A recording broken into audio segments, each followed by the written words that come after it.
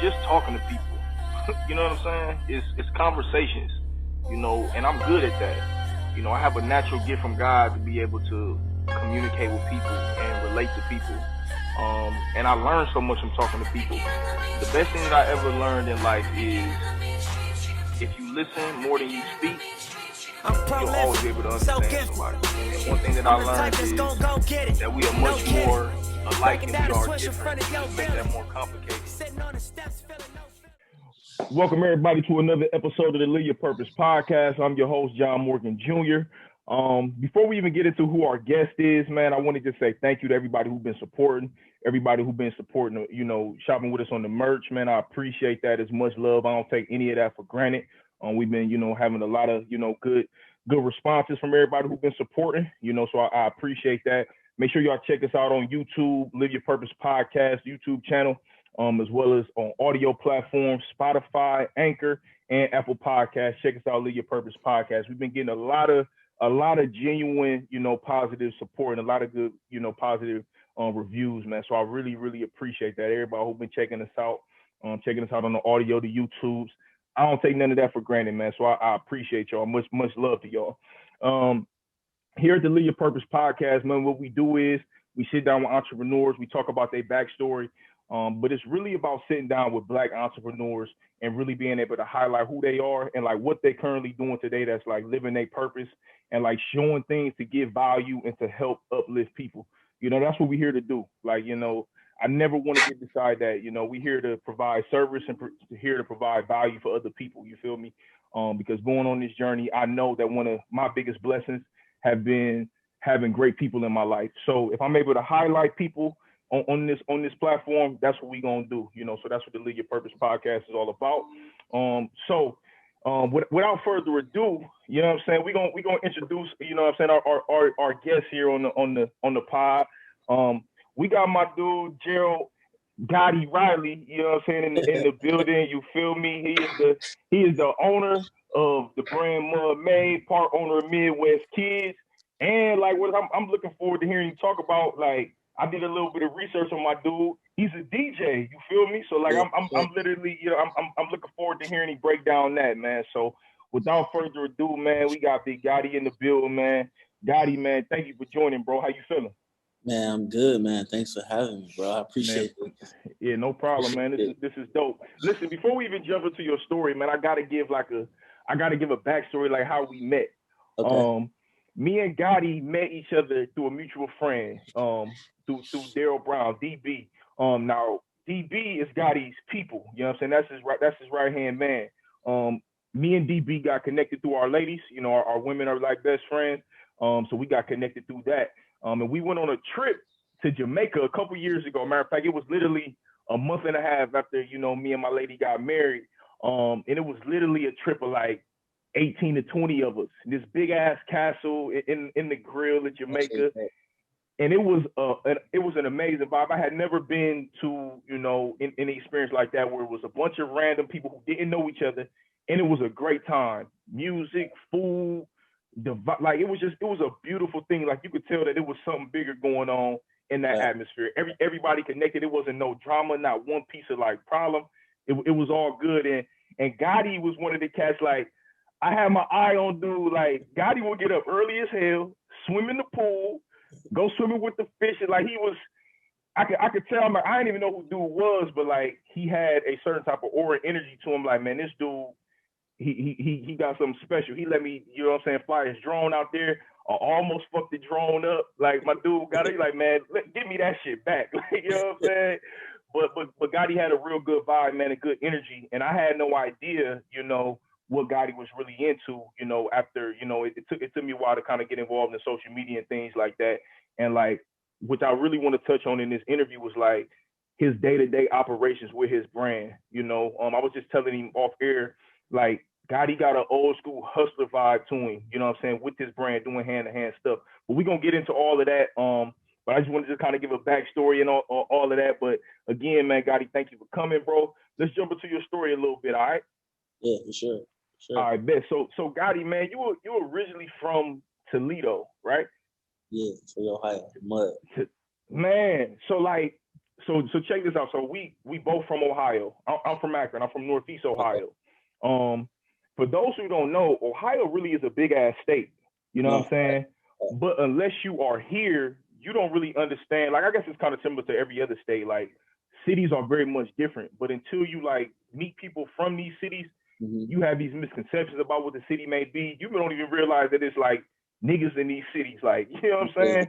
So Yeah. until I met y'all, like I had never even met anybody from Toledo like that. You know what I'm saying? So like just kind of like break down to me, like when you think of Toledo and you called it the mud, like when you think of that city and like as a kid, what do you remember about Toledo, man, when you could think back some of your earliest memories as a kid, bro? As a kid, Yeah, as so a kid, man. we was outside. So we Mm-hmm. was, I grew up on a street called Belmont, Southside Toledo, and we was outside just playing with the kids around the neighborhood. You know what I mean? And everybody is like cousins. Like all my aunties ain't even blood type shit. You know what I mean? Like Yeah, yeah. they, it's super duper close here. Like everybody knows everyone. You know what I mean? It's small. It's probably like 250,000 people, but like it feel like it's only like 50,000 people in the city. You know what I mean? It's super close. Mm-hmm. Like, growing up was cool. Like we just was outside playing with the other kids, hooping, playing football on the street, shit like that. You know what I mean? Bunch of drug dealers and shit everywhere. You know what I mean? Yeah, Like it was cool. Like park, you know what I mean? Like just hooping for real every day though. yeah, Like yeah, summer, you know what I mean? Every day we yeah. wake up, go to my partner's house, and we walk into the park. Or if it's hot as hell, we walk into the pool. Like just everyday shit like that, and outside. Yeah, yeah. I mean, it's crazy because you say it's so normal. You know what I'm saying? That like being outside and like obviously we in the pandemic today. Yeah, Outside is low key cut off, but like growing up in the era that we did, like outside was mandatory, bro. for Like sure, you know what I'm for saying? Like sure. mamas had a thing, bro. Go get your ass outside. You feel Like me? we couldn't be in the house. No, no, Yeah, no. That you was not allowed to be in the crib. exactly. So that's part of how I am now. Like that's why I'm hot. I am because I was outside so much and I bounced around. Like my grandma raised me, Mm, so we were like I lived on every side of town. You feel what I'm saying? Like mm-hmm. I grew up majority like once my grandma and my grandfather got divorced, like we was everywhere. You feel what I'm saying? Right. So I know everybody's from all different sides of town. So I just be out here for real. You know what I mean? So Yeah. it'd be cool. Yeah, no, I resonate. I resonate with that. Like, you know what I'm saying? Like, I'm originally from the east side of Akron, but my mother got remarried and we moved out to the suburbs. But like, my mom, we moved around a little bit. You know what I'm saying? My dad was from a different side of town, so I was able to. I played pee wee football on literally Yeah, opposite sides of town. So I was able to connect with a bunch of different people from different sides of town. So yeah, now today, being an adult, I got people from all over. You know what I'm saying? So I resonate with that. Listen, I want to ask you this, man. With 2020 being such like a historical and such a different year, bro, and like you and I, like we both had children, you know what I'm saying, our first kids, you know what I'm saying, this year, close to this year. What have you learned about yourself, bro, just like spiritually and mentally, and specifically from 2020? Like what you think that you learned about yourself that's like, you know what, although we went through this shit, yeah. 2020 and the pandemic, bro, it helped me see this about myself. Man, that's a good question, man. So I mean, honestly, I would just say like being a father Mm, has changed me. Like not really like with 2020, I mean, other than when we first was quarantined, just being in a house like that, you know what mm-hmm. I mean? And not being able to go nowhere, that's been really the only difference for me, and wearing masks everywhere. Like, you know what I mean? But what I learned about myself is really just like I'm becoming like more family oriented. You know what I mean? Like I Mm-hmm. really rock like I moved from Jersey here this year. So I was in Jersey for 5 years. I moved back. So like really just being around my family, you know what I mean? And raising my son, like, I was scared as hell to be a father, you know what I mean? Yeah, I yeah, always thought I wasn't gonna be ready, but just seeing that like I don't know what it is. It's something just tapped into me to like go so hard and like secure my son's future. Like that would be probably what I would say like about me that I didn't know I had. Like just straight animal instinct. Like I gotta like make it happen for big verse. You feel what I'm saying? Yeah. And I No, don't know if I that's your feel that. question. That was a good question, but No. That's a great answer because like I feel that, you know. Shit, again, you said you was raised by your grandparents. Me, you know what I'm saying, I was more so raised by my single moms. My dad was in the street. You feel me? So mm-hmm. like he was in and out. So for me, being a father, bro, was like it was scary as shit. And you know, for us as black males, bro, we don't really have no like real real booklet to follow on what being a father looks like. Yeah, You know that's what I'm a saying? fact. So I can understand that. Do you think were you more scared like as your lady was pregnant as your son as you was preparing for your son or like once he got here was it a sense of urgency you was just like all right now I gotta get it like now it was real. Yeah, like I mean, well, when he was in the womb, I felt that like yo, I gotta make it happen type shit, like by any means type shit. You know what I mean? Like everything that I ever been like into, it kind of don't even matter. The only thing really matters is securing the future. You feel what I'm saying? And like my father did like 10 plus years in prison. You know what I mean? Like he was a good father. He still is. You know what I mean? Like he in my life like a lot now more than he was like then because he was gone. You feel what I'm saying? But I didn't really have like no real male figure to like show me how to be a father. If that makes sense. You feel what I'm saying? I was really like trying to figure it out, like, you know. And I don't know. I guess not having like the father made me want to be more of a father. You know what I mean? Not having like somebody there every day, you feel what I'm saying, made me like that kind of taught me how to be a father. It don't really make sense, but I don't know. I might be like the best dad I know. Like I feel that way. You know what I mean? Like Yeah, no, I feel you. I feel you. It's like so much love. Like I love this dude so much. It's like no, you know, I don't even understand how fathers can't be there. You get what I'm saying? Because I don't know. Like yeah. No, that's a great answer, man. My homeboy always says that. He says exactly that. He was like, man, now that I got a young son, I just don't even understand how people can have children and knowing that their kids is here and not be there.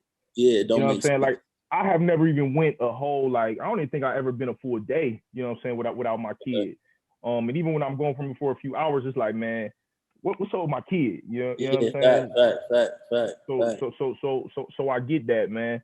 Talk to me a little bit, man, about like just some of your earliest influences on just like entrepreneurship and just like, just getting money and like just doing for yourself. And that could even just been from the, you know what I'm saying, from the cats, in the street or in the hood, whatever. Yeah. Like where was just that early influence that you seen kind of coming up? My mother was like the biggest influence, like the biggest hustler that I probably know in my existence. Like me growing up, she was a hustler. My mom always been like in the streets or whatever. You know what I mean? And to like touch on it as much as I can, like I count a lot of money with my mom growing up. You know what I mean? like I was like her best friend. So when she needed somebody there, my little ass would be there. Like I was gonna do anything, but I seen a whole lot. She had me seeing so much. I grew up really, really fast. You feel what I'm saying? Yeah. I can't really speak too much on it, but she is my biggest influence. She did a bunch of years in prison too. You know what I mean? To give you perspective. But yeah, that's definitely she like still to this day, she go hard. Like don't nobody go harder than that lady. Like she no alcohol, no drugs, nothing. Like she on 10 all the time. Like that's my biggest influence as far as, and then the hustler she was around. You know what I mean? Like my stepfather too. Like he like that's really really like somebody that I look up to. Like he gets to it. He a businessman. You know what I mean? So just people my mother had me around. My mother for sure. Like that's my biggest inspiration here. Yeah. Like when you think back on it, man, like what you think that you learned the most about, you know what I'm saying, seeing your mother and your stepfather, you know what I'm saying, be hustlers and you know what I'm saying, to be in the street, but like, the importance of like having your own or like getting it yourself, and the reason I ask that is because like my experience is a little bit different than that, Now my dad was in the street, he hustled a little bit, but my dad got caught up, you feel me? My dad, you know what I'm saying, was addicted to drugs the majority of my life. And my mother, she worked. She was a grinder though, you know what I'm saying?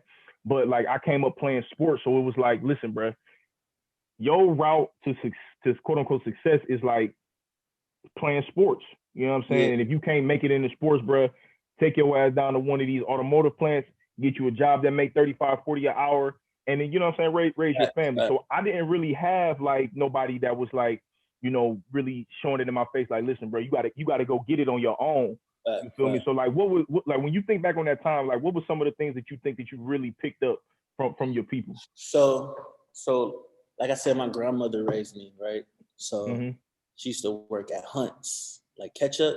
It's like a factory job. So my grandmother was a hustler too, you feel me? The 9 to 5 way, you feel what I'm saying? But I remember when they like picked up and like went overseas, and she was just like, what, out of job? You feel what I'm saying? Then it really got a little hard for us, you know what I mean? So just seeing my mom in and out, knowing what my mom into, you know what I mean?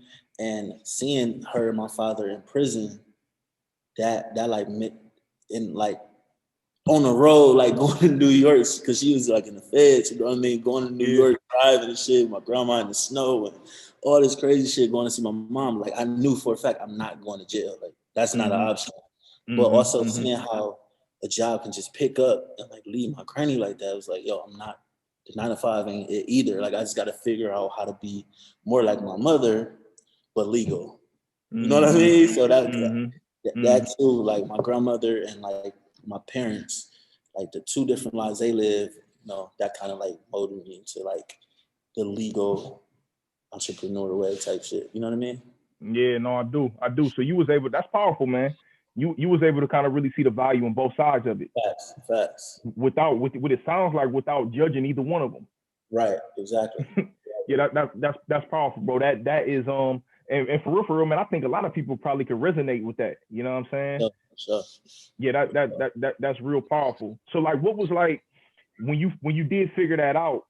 Like, what was some of like your earliest, you know, ways of like getting money? Is that where, you know, kind of becoming a DJ came about? So when I was in school, like I used to sell CDs. Like I used to like burn CDs. You know what I mean? People don't know about that hustle, bro. So that was my hustle. And like I remember like earliest like junior high, I would have jawbreakers. So it was like these big, we had like a candy store in our mall, and they sold these big ass white jawbreakers. You know what I'm saying? I remember them. I used to be in school like sucking on a jawbreaker. You know what I mean? They like make all the different colors and shit. Like we got boosters, a lot of boosters in our city. Like I have a booster, a friend of the family, like get all the jawbreakers, and I go sell them for like $5 at Leverett. Like niggas probably like, oh shit, I remember that. They see this. I was selling jawbreakers, but then it was like they wasn't coming back. Like they wasn't like, the shit take too long. You're gonna be stuck in this for like a month. You know what I mean? So then I got to selling the little fruity straws and shit like that. You know what I mean? Motherfucker eat up and come back. You know what I mean? But that was like junior high. But then like my freshman year, I went to Rogers High School. I used to sell CDs. Like I remember I had College Dropout like 4 months before it came out. It was just a bunch of mixtape shit. I put College Dropout on there. And it was tight when that shit came out. You know what I mean? Then I had my little cousin. I used to give my little cousin like $2 on every CD. He was in the junior high, Matai. He'd go sell the CDs for me at the junior high. You feel me? And I'd be in high school. We'd be booming CDs like that shit, like that, and like just taking like the little lunch money my grandma gave me every day and just be in the bathroom shooting dice and shit. You know what I mean? Just hustling. That was like probably my first little entrepreneurship for real. Man, that's so powerful, and it's crazy, bro, because you touching on a lot of stuff that's like, it's bringing back memories of my childhood, bro. Like you know what I'm saying? Like even from playing outside, like hey, you a motherfucker, because I envy like my partner Gerald, because he like know his story. Like he big on like the journey makes the story better type shit, and like his story is like he got so much to talk about. Like it's like, you know what I mean? Like, damn, like I never even thought about my story. You know what I mean? Like I forgot about jawbreakers until you just said that. You know what I'm saying? Like I forgot all about that. Like you making me put my story together. Like I told you, I don't Right. never do this. I ain't never did this before. You know what I mean? So Yeah. like, you know what you're doing.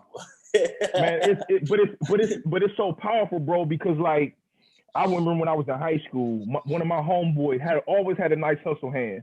And like again, man, we went to school in the suburbs, so like it really wasn't that many niggas in the school. Yeah. But like my homeboy, he started selling candy. You know what I'm saying? We had a vending machine in the school, and my dude was blowing it. Like he was getting to it crazy. Word. Bruh. The school sent him a letter maybe a month into his operation.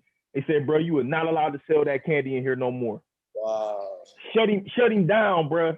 He was making a killing. My dude would come in there and shut the vending machines out of business. They wouldn't even let him get his money. That's crazy.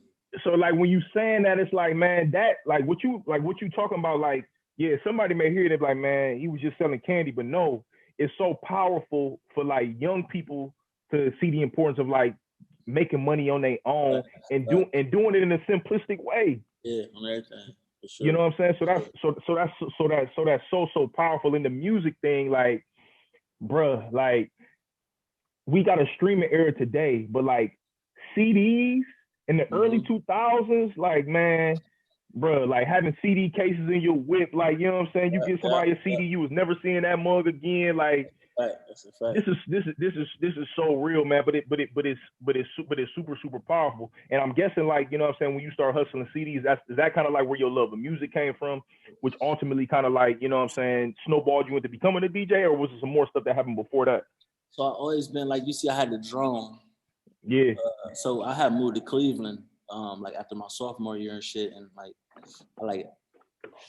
I think like my freshman year, I like asked for like a camera or something for Christmas. I got like this little camera, and I used to literally like just be in Glenville, like just recording everything. You know what I mean? I used to walk around with a camera when we go to like little hotel parties and shit. Like I just had my camera. I was always like the cameraman or whatever, you know. But I always like had big boy speakers in my room and everything, like play music.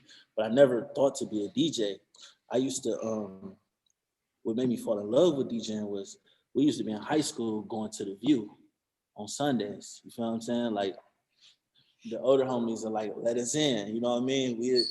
We'd be in there and floss. I just like that shit was just so sweet to me. Like seeing like DJ Step Floss, like DJing and shit, and like just how you be on the mic, like just that shit used to be.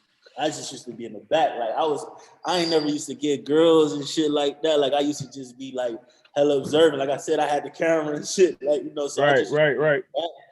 But the View, like just looking at this nigga, like, yo, this shit is sweet as fuck. You know what I mean? And then I kind of like a couple years passed. I moved back to Toledo, and then I like went to I went to Owens. I couldn't get into the University of Toledo. I went to Owens first, and then I got a check. And my grandma was like a Pell Grant or something, a little long or whatever. And my grandma was like, yo, you don't go buy a bunch of shoes and shit. You need to like do something with that money to make you some money. You feel what I'm saying? I'll never forget, I like DM Steph Floss. He hit me back. I'm like, yo, I think I want to be a DJ. Like, what should I get? Like, you know what I mean? Like, and I think I asked him, one of the DJs here, the local DJs, Lou, give him his flowers. Big Lou, the mayor, he was like teaching me a little bit about it. So I ended up asking Floss. So that was like my favorite DJ, like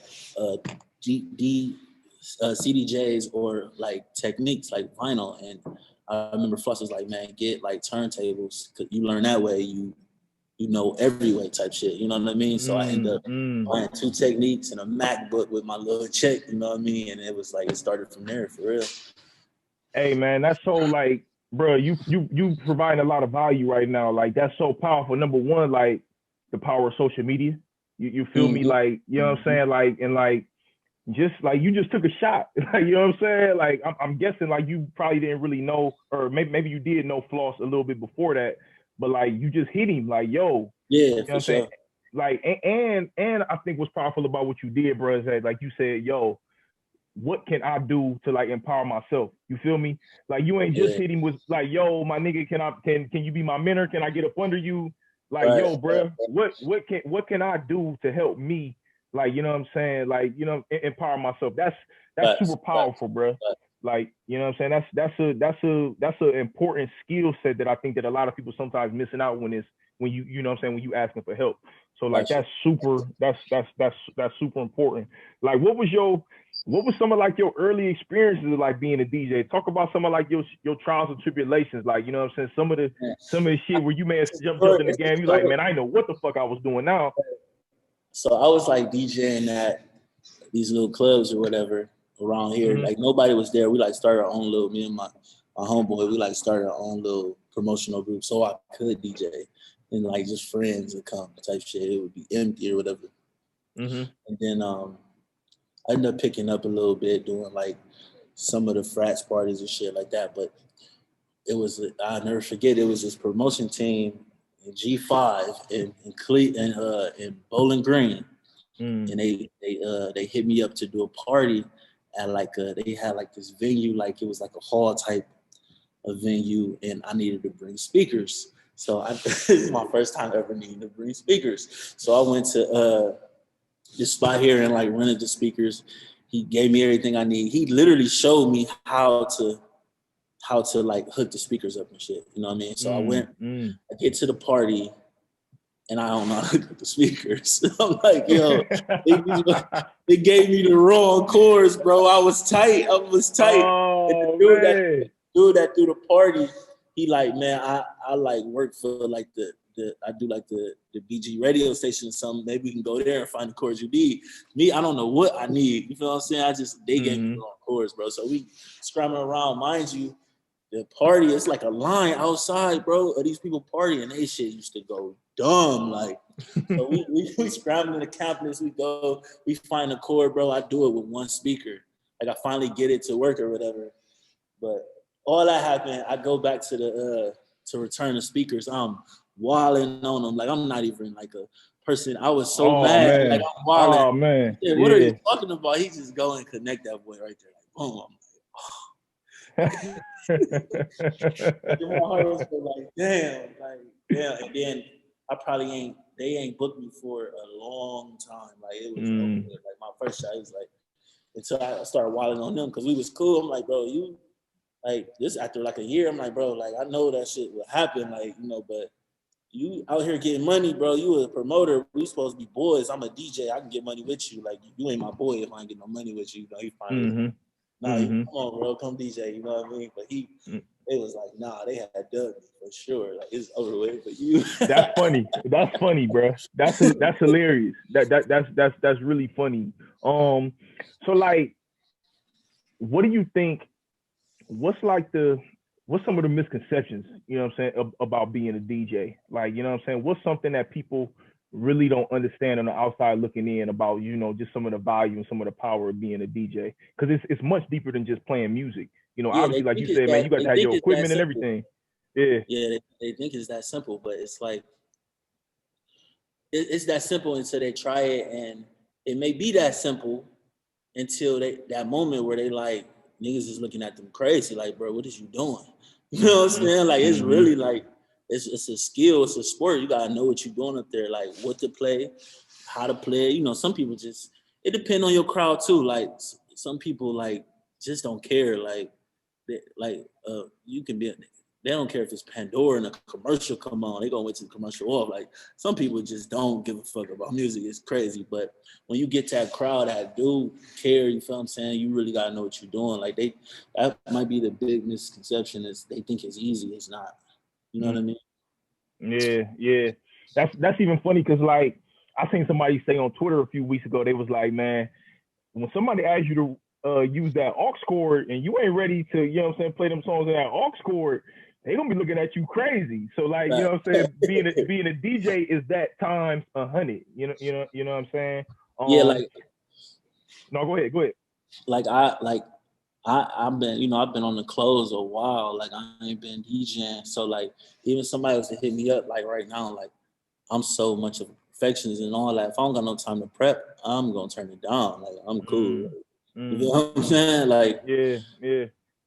Like, I don't want to. I probably ain't download no music in 3 months, I'm cool, bro. Like, you know what I mean? Like, So how much are you missing it, bro? Like how much are you missing like getting out there? You know what I'm saying? Getting out there on the road a little bit. I miss the energy from like the road and shit like that, and like that the clubs. I don't really miss at all. Like that shit dead. Like I'm past that. Like I'm cool. I'd rather go in your club and sell some clothes or something. Like I don't want to DJ for you. Like, man. But like being like on the road and like with an artist, that shit like, and they there to be entertained. You feel me? And you can really get your shit off. Like I miss that shit. Like you know what I mean? Like every day. Like I can't wait to get back on the road. Like I love that shit. You know, but I'd be cool on like just little parties and I'm all right. Yeah, I feel that. So was you ultimately start working with Dej Loaf? Like was she, you know what I'm saying, like the first artist that you really start working with, and then y'all just kind of like formed a relationship, or was it somebody before that kind of put you on? Yeah, I worked with a guy from Cleveland. For a while, we went on tour for probably about, it was like 46 cities, like 2 months. We went like with Cap G. You know who Cap G is? Cap G, I'm unfamiliar with Cap G. Like, I just in with your girlfriend. With your girlfriend. How long ago? How long ago? That was like 2018, I think.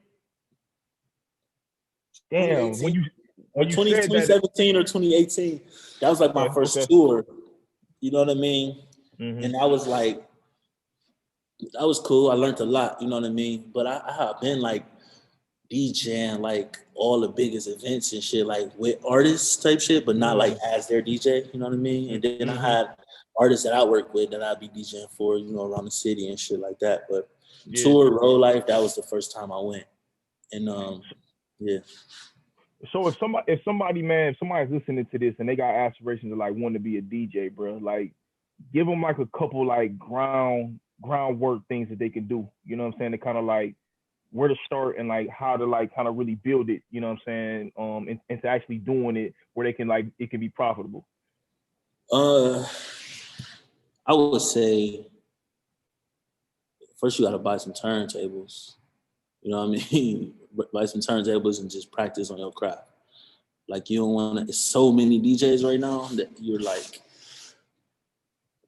it'd be easy to be like, yo, I can do that. That's easy, and like just go get like a little controller and just press some buttons. Like that's what you don't want to do. Like study like people that really do that shit. You know, like just get on like just go on YouTube and like type in DJ Mr. Rogers party or something. You know what I mean? Like just study like what the greats do. You feel what I'm saying? Like, and then go get you some tables and practice.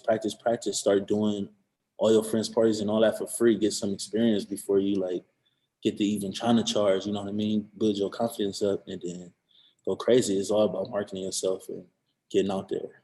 Yeah. That's dope, man. You listen, never underestimate YouTube University. You feel me? Like the power of YouTube is real. You know what I'm saying? I can't even tell you like I done learned crazy amount of shit, you know what I'm saying, through YouTube. So that's like super powerful. I see you still today, like you know what I'm saying, you do, and I don't necessarily know if it's DJing, but I see you doing like some promoting with like some local artists in Toledo, you know what I'm saying, from the Super J on Lanes, Really Cole. Like I even went back and checked out some of them cats' music, man. Them dudes, you know what I'm saying, they got some shit. So like what's your experience just like working with artists? Like, you know what I'm saying? How do you enjoy that? So I was it was this artist from Toledo by Rocky. We like in the, like coming up, we was like super duper close, and we did a mixtape and we was running around the city and all that. And I knew I liked, like I was a DJ then, but I knew I liked like the whole behind the scenes type of thing, you know. I got to working with a few different artists and all that. Super J, that's my brother. That's we got the same mother. That's my brother's. Oh, okay. All right, that's what's up. I mean? And Really Cole, I partnered with my good friend Molly the Martian. He and we like working with Really Cole, and Really Cole is like he real deal. Like yeah, you know he is. He got some shit for real. I'm really just on on the like my behind the scenes shit with Relly and shit, and doing everything I can to help him. You feel what I'm saying? I really believe in him. You know what I mean? So yeah, really cold. Yeah, True. yeah, yeah. Super J on the way too for sure. Yeah, you understand? Yeah. Yeah. I like what both of them got going on. You know what I'm saying? And I didn't even know that Super J was your blood brother, man. And it's like I see that you making, you know what I'm saying, helping him with his merch and stuff like that Yeah, too. for sure, And for like sure. I want to kind of like that's where I want to kind of transition now to like talk to me about the foundation, bro, of building a brand and like establishing a brand, coming up with the name. Like, talk to me about just like some of the groundwork though that's important to like lay out when you really establishing yourself as a brand. So I can speak on like how we started. Like I'm from the mud. Mm-hmm. So in Toledo we got a like a minor league baseball team called the Mud Hens, Toledo Mud Okay. Hens. And it's literally this logo and it say Toledo Mud Hens. You know Mm. what I'm saying? And we Mm-hmm. I spoke on a dude named Rocky. We was that I said I used to run around with. He was a rapper. I was a DJ.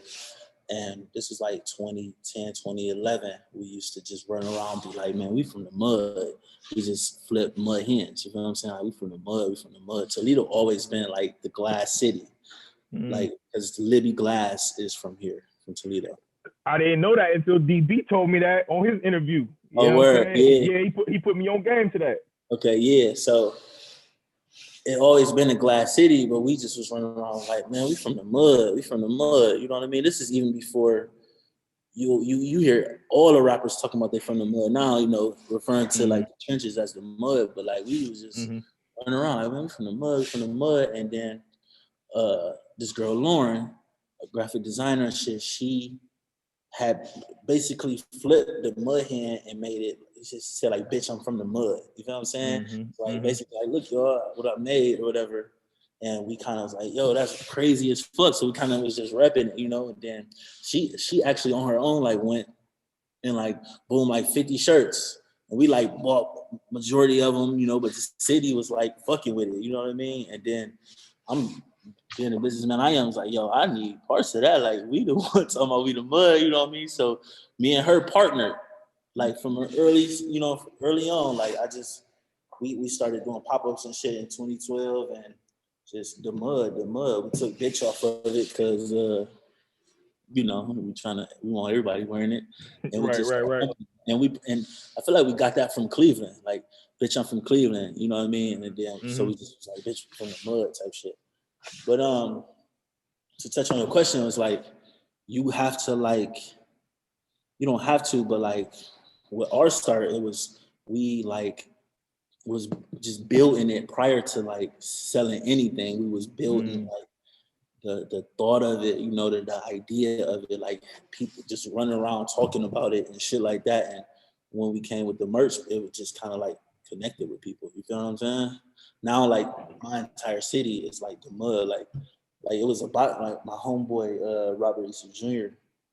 He like had a fight here at the sports arena and all that, and the announcer was like referred to Toledo as the mud, Ohio. I'm like, Wow, whoa, this wow, is crazy. wow, You know what I mean? wow. Like, Yeah, so like yeah. we just was building that what it's called, like the mud, the mud, the mud, like you know what I mean? And then we started selling merch. So basically, to summarize it, like build your name up. Whatever it is, you gotta build it. Like, and to give somebody like advice, like just get you a logo or something, and then just start pumping it, pumping it, pumping it, pumping it. You know what I mean? And then if you believe in it enough, somebody gonna believe in that shit. You know what I mean? Yeah, yeah, man. Listen, man. You again, bro. I can't say it enough, man. You adding a lot of value. Like, one thing I don't want to skip over is like, and I don't never even like know if you recognize this, but like, bro, you have a gift of understanding the value of like teamwork and like working together. Like you said earlier on, like, bro, you can't be my people. You know what I'm saying? We ain't getting no Right, money together. Now, right. in business terms, that's practicing group economics. Yeah, You feel me? And yeah, like, you know what I'm saying? Knowing, having the foresight to say, yo, we the ones kind of like, promoting the name, but like, I want to do business with you. Like, let's partner up. Like, where did that, you know what I'm saying? Where did the mindset even come from? Or like, no, yeah, go ahead, do your thing, bro. Go ahead, do your thing. I'm listening. But like, where did the idea of like, you know what I'm saying, even knowing that, like the mindset, I guess, even come from of, you know, yo, let's work together. Let's put our money together. Like, where did that mindset even come from? Probably just growing up, like always being around my cousins. It was just always like people around. It was never. It was. I mean, also I grew up. It was just my grandma and me. Like I was kind of grew up like the only child, but my family's so family oriented. Every reason to get together, we together type shit. You know, the whole family. Like so. And then like just the three guys I used to run with, like heavy, like we just every day we around each other. It wasn't like coming up. It's like it ain't supposed to be by yourself. Yeah, Like, yeah. It don't make sense. I'm happier. I'm happier when I'm around like my friends and shit. I'm around people, you know. Yeah. That's powerful, bro. You know what I'm saying? And for real. I believe, in my opinion, I believe like that's the overall mindset that we have to have is like black folks. Like, you know what I'm saying? We gotta have the mindset of being able to like get money with the people that's closest to us. Like, you know what I'm saying? If I'm spending all this time with you, you know what I'm saying? I trust you, you trust me. I'm sharing these ideas. Like, how could we not put that together and go get money? Yeah, that's a fact. You know what I'm saying? That's what really allows us to create some real power to be able to, you know what I'm saying, create some change and like, you know what I'm saying, help our people who come behind us. Like, you know what I'm saying? So like what you talking about is powerful. Now, like, walk me through, you know, because DB touched on it a little bit, you know what I'm saying, when he was here about how the idea of Midwest Kids and how that came about. I think it was damn near like, it was around this time of year, like it was close to Thanksgiving. Y'all was sitting down and he was like, man, like, you know, he kind of like laid out like what he wanted to look out, and you just mocked it up right there, and it was just kind of a go. But like, just talk to me a little bit about like even before that, like, you know, how did the idea of Midwest Kids come about? Like, you know what I'm saying, where did the name kind of come from your experience? So we were in LA at DB House, and we sitting at the table.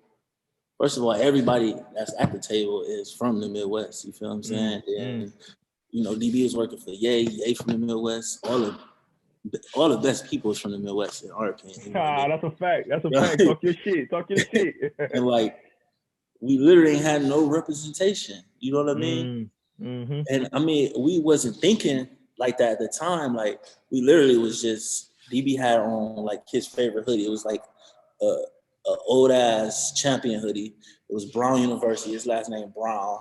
And he like, bro, this bitch, it was literally falling apart. It was so old. And he like, man, I want to just recreate this. You feel what I'm saying? And it was, our first hoodie was ash gray with brown. It was his. But he's like, oh, can I like just make these? Like, I just want to make a bunch of these. I'm like, yeah, hell yeah. And then what up though? And he was just like I don't know. I think I was like, you can make your own, like, you know what I mean? And you can sell them or whatever. And he's like, yeah, but I can't use brown. You know what I mean? And he like, we need to put like Midwest on it or something, or, you know, something like that. I don't remember exactly the words, but it was like, in that moment, it was like, Midwest Kids. Yeah, can you make them for me, bro? I'm like, yeah, let's get to it. You know what I mean? And made them. We got to wear them around, and the rest is like history. Like, it was just off a bunch of wine and just us just trying to come up with something. You know what I mean? Like, just some organic, some real shit, and it happened. That's so dope, man. Because like, the power of ideas and like being creative. Like, I think the majority of people will tell you like the best ones come from like things just being organic. Like, you feel me? And like, for the people who do not know, like, the Midwest, it does have like on the East Coast and West Coast, I think have their own identity. Mm-hmm. The Midwest, people don't even understand like what is the Midwest. Like, you know what I'm saying? Like, sometimes people even consider the Midwest to be like Nebraska and the Dakotas and shit. Like, you know what I'm saying? They don't even understand what the Midwest is. So for like, I think like what y'all did, man, by like bringing like certain areas together, bruh. Like it was super powerful. You know what I'm saying? And like I don't think that that can be looked past. Um, like now tell me this: when y'all came up with the idea, did you have any idea what it would become? It wasn't even it wasn't even like a brand. It was just literally we gonna wear these like us, the homies. Like we made like I think we made like three of them, three or four. Like one for me, one for him. You know, Anna and Megan, our ladies, and that was it. You know what I'm saying? We got to wearing them and shit, and I think he hit me like, "Yo, let's drop it. Like, let's make a website and drop it." Like, and we went live on Thanksgiving 2018. I was in Cleveland at my mom's house, and we just went live. And we probably sold. My best friend Ashley, she was sitting right next to me. She bought the first one, and like, oh no, it wasn't 10 hoodies we sold when we went live. Like we just went live. Like fuck, we're gonna start selling it. And so we didn't think it'd be this at all. At all. That's so dope because now like Ye is rocking y'all stuff. Brown rocks y'all stuff religiously. Anthony Davis, like you know what I'm saying? Yeah. Dej Loaf, like a bunch of different artists, like you know what I'm saying, really putting this phrase out there to the world. And like people from a bunch of different areas, from Ohio to Illinois to Michigan, you know what I'm saying, Indiana, like you know what I'm saying, a bunch of these different areas, man, Wisconsin, Milwaukee, y'all did something out there. Like a bunch of these people can resonate with this idea that y'all spawned from like just having a regular family conversation, being creative, and like y'all had confidence with it. You know what I'm saying? So that's like that's super super dope. Listen, man, like I want to transition a little bit to like more on the Mud Maid side, like I had peeped your brand. You know what I'm saying? And I love the way it looked. I love the aesthetic of it. I think I even seen like you repost like I think it was a pic of Fab rocking it or whatever. So I'm like, all right, you know what I'm saying? There's some eyes on it or whatnot. But like I really started following you when I seen your day to day. Like, you know what I'm saying? Yeah. I'm like, oh, this is different. You know what I'm saying? This ain't just your regular merch, your e-commerce. Like my dude heavy in the streets for real. Like, you know what I'm saying? My dude is heavy in the trenches. Like he got the people that really matter for real. Like back in this brand, you know what I'm saying? Like direct to consumer is a real thing. Like listen, bro. At any day, the internet could go down. You know what I'm saying? Your website might not be working. We in a pandemic, so like you know things could slow up where your suppliers may not ship out your shit. But like one thing that's never gonna go out is hand to hand, bro. Like you know what I'm saying? Pulling up on your people and giving them what they want. Like you know what I'm saying? And for you to like really go crazy with that in the midst of a pandemic, I'm like, yo, this is something that's powerful. So like just talk to me a little bit about like why hand to hand and like really getting out there with the people and being out there in the trenches. Like why was that so important for you, like establishing yourself for your brand Mud Maid? Well, like I mean, I never really gave it thought. It's crazy. Yeah. It's just something like this. I don't know. I come my background, like I come from like drug dealers and shit, you know what I mean? And like I don't know. I got aspirations to be like a drug dealer, you know what I mean? It's like Malik Rice said in the game, man. Kids, you can sell drugs and not live like you sell and not sell drugs. You feel me? You can live like you sell drugs and not sell drugs. You feel me? Yeah, that I'm the happiest when I'm like making transactions like hand to hand with somebody like that. Like, you know what I mean?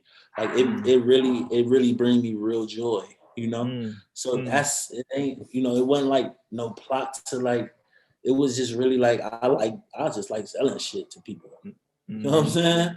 Like, and the brand kind of come from that. We never really had like the Mud Maid side of it. We never really had like a big presence online or any of that. We used to just pop up with like, we'd start with like 50 t-shirts, 50 hoodies, you know what I mean? And we just every once in a while pop up, we'd sell out, you know, and like we just that's what it was. And then when I moved, I was gone because we started this brand in 2020, the end of 2011, so 2012, and I spent like 5 years in Jersey. You feel me? I wasn't even here, so I tried to like build it online, but the niggas was like, nah, like when you coming home type shit. You know what I mean? Like, so I would just fly back, do a pop up every once in a while. Like it just the brand really like fell off like heavy. Like we weren't really selling it. Like you know, being in New York and Jersey, like need money or something, I just like, I'm gonna go back home, do a pop up, get some money real quick. You know what I mean? So I pop up every once in a while, sell some shit. I sell out though, they'll still be fucking with me, you know what I mean? A bunch of people like knock me off in the city and all that. So they really was keeping the brand alive, you know what I'm saying? When I wasn't doing it type shit. So when I finally came back, it was like I already know what it's gonna do in the streets. So shit, I just loaded up the car and was like, I'm gonna just start going to the clubs and doing that shit. And it just got so fun, you know what I mean? Like, and they reacted to it so well, like they with that shit, like, yeah, you know what I mean? Like, all right. So it was like, I don't know, it's just all the joy I was feeling from them. Like, I just got to keep this going. Like, I don't know, something about it that just, I love it. yeah. No. I feel that. A couple questions. Number one, when the brand started to kind of like take a dip a little bit, like number one, what kept you from like not chalking it? You know what I'm saying? And number two, like when you was on the East Coast in like Jersey and New York, like were you trying to establish the brand out there as well? A little bit, but that's why it went from, I still got like, I'm from the mud, right? This is what it started at, but like I would wear it out there and stuff, and people would be like on the elevator and shit in my building, like people be like, what's the mud? Like, you know what I mean? And I just be like trying to explain to them like that story I told you about, like the small town, like they didn't get it. Yeah, it was like, so I wanted to make it where it was more like broad. You feel what I'm saying? Where I'm more proud to wear it, like out here in Jersey, around all these people I'm around and shit. And that's when I'm like mud made. Like let's just do mud made. Like let's change it. Like, you know what I mean? Like this is like real sporty. Like it's a logo. Like the team. Like it's a baseball team. Like you know what I mean? And they not from where I'm from. Like so it's like it's gonna be hard to get. I mean, this was all shit that was in my mind. I probably could have got it. You know what I mean? This is just me not loving to wear it. Like that's another thing. You gotta really like fuck with your own shit. You know what I mean? Like you gotta like wear that shit proudly. I wasn't wearing this proudly out there. You know what I'm saying? So that's when I made Mud Made. It's all the same brand. It's just it's a different way to say it. You know, like you like well, I'm from the mud. It's like I'm being proud to be where I'm from. Mud Made is like I'm proud I made it out that motherfucker type shit. You know what I'm saying? It's just it made a whole different energy. It was like an energy shift to like a negative thing to like something positive, and I can just people fucked with it. You know what I mean? So I would like get it on Fab and shit, and the homies out there wear it, but I wasn't really pumping it. I was so busy trying to get some money to pay my bills and shit. It's so damn expensive to live there. I wasn't even own it like that. You feel me? And to answer your question, I didn't chalk it because of Midwest kids. When I seen what Midwest kids did, I'm like, oh, I'm tripping. I got a whole brand. I've been had like I'm about to go crazy with this shit. Like all I gotta do is stay consistent. You know what I mean? Like, which I've been knew. I'm like, I used to tell my people like, yo, we gotta like be consistent with this shit. Like we gonna get out what we put in it, but we never put nothing into it. Like, you know what I mean? So I seen what Midwest kids did. It was like a no-brainer. Like, yo, I can go hard with this shit. So that's what made me keep it alive. Like, I'm about to start going crazy. So Midwest kids say my man for real. Yeah, that's fire, bro. You know what I'm saying? That's just that's crazy. And like, you know what I'm saying? I think what that really shows is like, number one, I think, you know, the power was just like facing a fear. Like, you know what I'm saying? Yeah. You could have easily said like, you know what, I'm gonna make them love I'm from the mud. Like, you know what I'm saying? Like, Uh-huh. I don't give a damn. Like, I'm gonna make them rock this, but like to say, you know what, I'm gonna adapt it a little bit to like where everybody can kind of resonate, but it's still under the same umbrella. Man, that shows some flexibility and that shows like real confidence in yourself, bro. So like Yeah, that, I think that's like super powerful. Um, Now I want to touch on a little bit. It's just like some of the logistics, you know what I'm saying, with the brand and the merchandise. And I'll speak from a personal experience for myself. Like, we're starting the podcast. Like, number one, there's a lot of people with podcasts. And like when you really love it and you like playing the long game, you gotta find a way to monetize it. You know what I'm saying? And like, unless you have like this crazy YouTube following, or your streams is going crazy, because for real, even the streams from like your audio and your video platforms, it's really like pennies on the dollar. You know what I'm saying? And this is important stuff for people who is podcasting, the people don't know. So like for me, I'm like, all right, I know I love this shit. I know I want to do it, but like, how can I really monetize it? But monetize it in a way where like it's genuine, authentic to me. You know what I'm saying? And like, you know, shout out to the, you know what I'm saying, the good brothers at Earn Your Leisure. You know what I'm saying? Like I learned a lot of game from Earn Your Leisure. You know what I'm saying? We gonna get them on the pod. I got a funny Yeah. story about them, man. No, go ahead, share. So I don't who the fuck put me, I don't know who put me on to Earn Your Leisure, but I got to listen to it like heavy, like, and I heard it was some dude from it's sad I know his name, all that, but it was a dude from New Jersey, and I was right there in New Jersey. So I'm like, yo, he got like 400 units. Like, what the fuck? Like, baby, we gotta get into real estate. You know what I mean? Like, what the fuck? So I started like listening to all a real estate podcasts. You know what I mean? And then like I really fuck with them because of that. Like they really like motivated me to get my property, my first little property. You know what I mean? Them and Bigger Pockets podcast. So yeah, it's just I flipped the house this year, and it was because of them. So that's the story. Like, they I fuck with them. Yeah. And so like what I learned from them is just like understanding like how to brand a podcast. You know what I'm saying? So like I knew eventually that I wanted to get into like my own merchandise and like, you know, really establishing the brand. Something that I could wear, you know what I'm saying, when I'm doing the midst of the interview, but also something that I could rock outside. You know what I'm saying? Something that I think everybody can resonate with. Because to me, man, we all got a purpose. You know what I'm saying? Like whether you see it or not, bro, you got a purpose, and like, but it's just a matter if you know what it is and if you gonna live it. So for me, like, bro, it was all type of trial and error with trying to figure out, you know what I'm saying, who the supplier gonna be, what the brand gonna look like, you know what I'm saying, what is the logo and all of that gonna look like.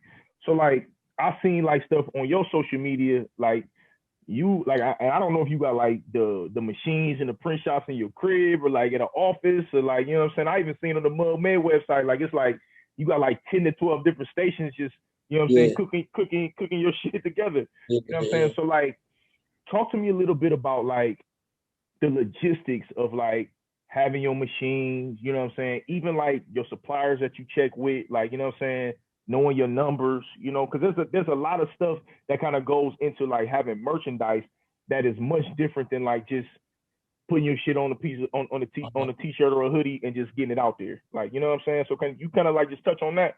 I outsource for pretty much everything. Okay. You know what I mean? I got embroiderers and screen printers, and you know what I mean? I like make the baby clothes and shit myself. You know what I'm saying? But like for everything else, I pretty much outsource. Okay. To touch on like logistics or whatever, I would say like just like do your math. Like math is like, first of all, kids pay attention to math. You know, like that shit is serious. Like you gotta like you gotta know like it's all about it's about making money. You feel what I'm saying? So you gotta really mark shit up properly to make your money. You know what I mean? Like you gotta know exactly how much shit costs. Like, you know what I mean? Like you gonna buy a hoodie for this amount. It's gonna cost this amount to get printed. Motherfucker think that's just what it costs to get what it costs, and to get it made is what you gonna I'm gonna put this on top. I'm gonna sell it for that because this is what it costs to get made. But you gotta take in account shipping. You feel what I'm saying? You gotta divide that into how many pieces you got. Now that's your new cost. You know what I mean? Something that simple. People probably won't even pay attention to shipping, but that shit matter. You feel me? Every little dollar matter. You know what I mean? Like you gotta get mailers to mail it out. If you're doing it that route, you know what I mean? Shipping and shit like that. Like all that gotta come into cost. Like even down to paper to print out you packing slips. You know what I mean? Everything matters. You feel what I'm saying? Like you gotta put all that into your divide it into how many pieces you haven't made, and that's your final cost. You know what I mean? And now you can go from there to see how much you're gonna sell it for to get your profit. But yeah, that's what I would say about logistics. Like, make sure you add in everything. You know what I'm saying? Like, if that makes sense. Make sure you add every little thing. Like, if you gotta go pick it up, if it's not shipping, that gas matter. You feel what I'm saying? Like everything matters. And then you gotta pay yourself too. Like it's your time. You feel how much is your time worth? Like everything, every little thing matters. You need to add it all up. You know what I mean?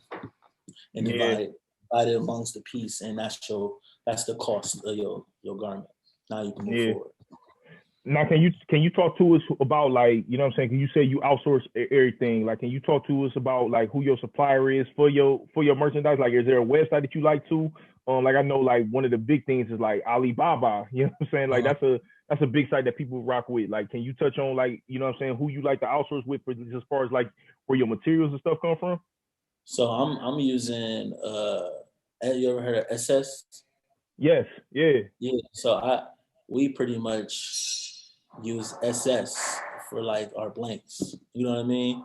But it's also others. I'm not sure off the top of the hand, but SS is the main one for sure. Like I'm cashing out. Like my account with SS is insane. Like my rep love me over there. You know what I mean? I do a lot of business with SS for like garments. But we didn't have shit made from like, manufacturers and shit. It's just it costs more.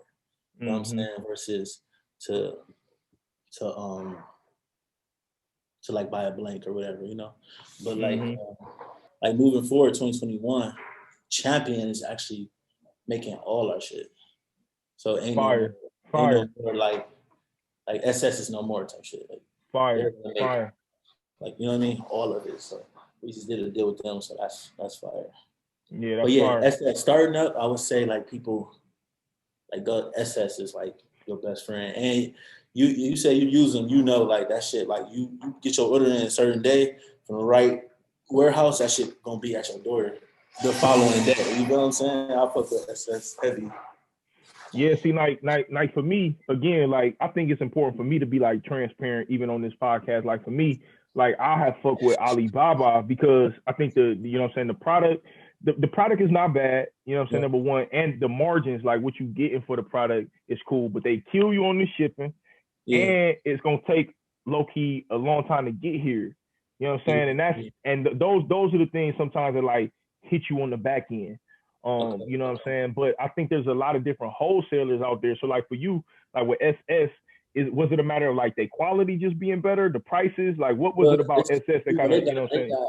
They got quality from like the lowest of the lowest to, reverse weave Champion. You know what I'm saying? But they are as far as wholesale, as far as I know, they the lowest. Like to buy, and you don't have to buy it wholesale. Like if I want to buy one hoodie, I can get it for the, after a certain amount, 500 something spend, they go down more on you, right. Per garment. But for the most part, you're gonna get at the best price on SS.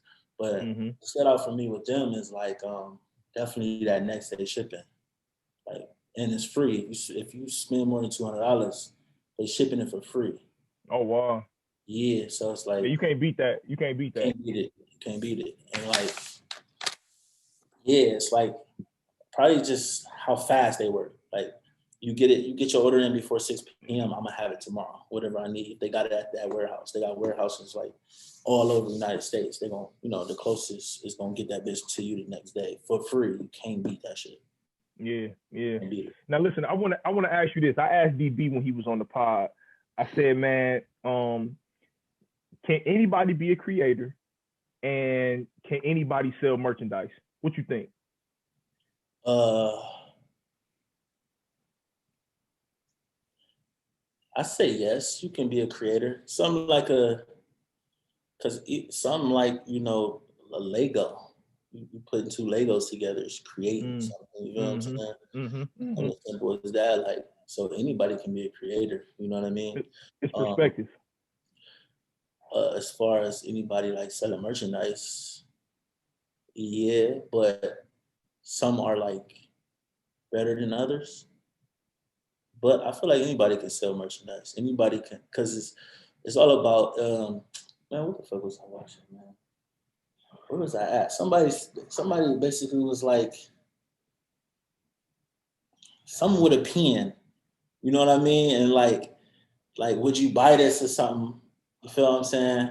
And the dude was like, no. And then he gave him a piece of paper. He was like, write your name down. And he was like, I need a pen. And he sold him the pen. It was like, everybody don't need something. As long as you got what they need, you can sell some shit. But a story like, I hope my boy don't get mad at me for telling the story like this. But so I was at this pop-up shop the other day. I had a pop-up shop like 2 weeks ago, and I stepped away from the table. My boy is selling some stuff to this dude, and he dude paying when I get back. Dude paying for the hoodie. You know what I mean?